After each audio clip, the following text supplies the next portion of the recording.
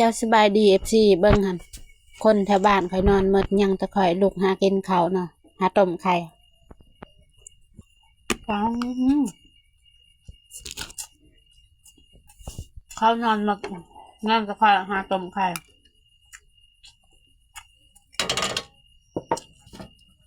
ชุกเลยกินข้าวจังแบบเลย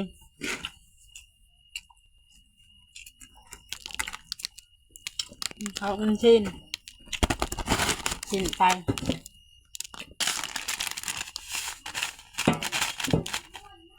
เดี๋ยวทำเขา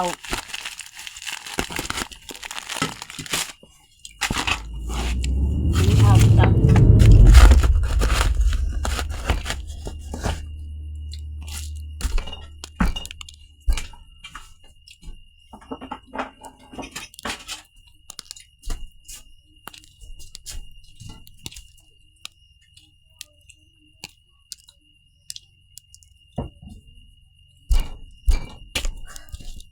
เขานอนหมดยังแต่ข่อยกินข้าวเนาะ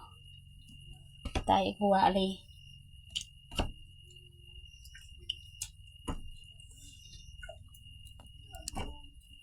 ช่องหน่วยละใครผู้เดียวบ่อิ่มเอ้ยนอนก่อนนอนตะกินข้าว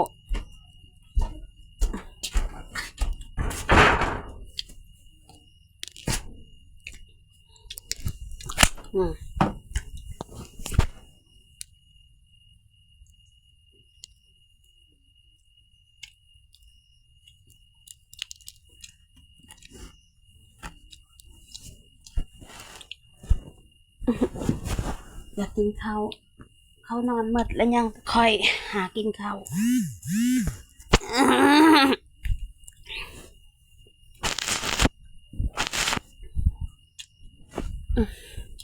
กินข้าวเด้อต้มไข่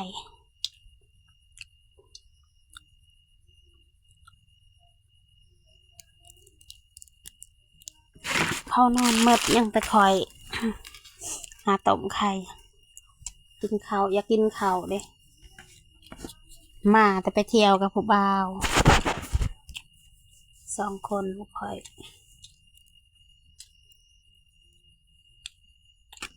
เลยกินข้าวบ่ได้กินข้าวเดียมาคำผู้บ่าวว่าซื้อข้าวให้กินตัวว่าใช้เงินมาให้สักทีเลยต้มไข่กินข้าวเด้อทุกคนนี่ก็เด็กละบ่าย3 โมงลูกกินข้าวมื้อหนึ่ง10 เทื่อ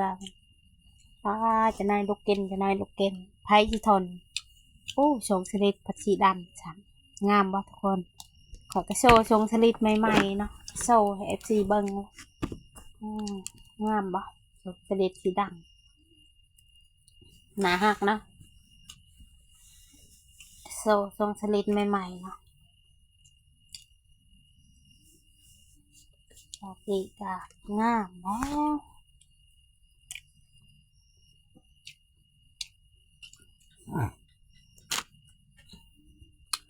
กินข้าวดุเลยตอนนี้จนอ้วนนมมักใหญ่มอยเพิงเลิงสาวกี่อ้วนอันนี้ตอนนี้กินข้าวดุ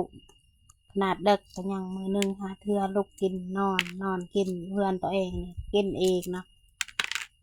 หน่วย1 2 หน่วยกินไข่เดียวบ่อิ่มกินจนบัดบ่เลยนอนกันยัง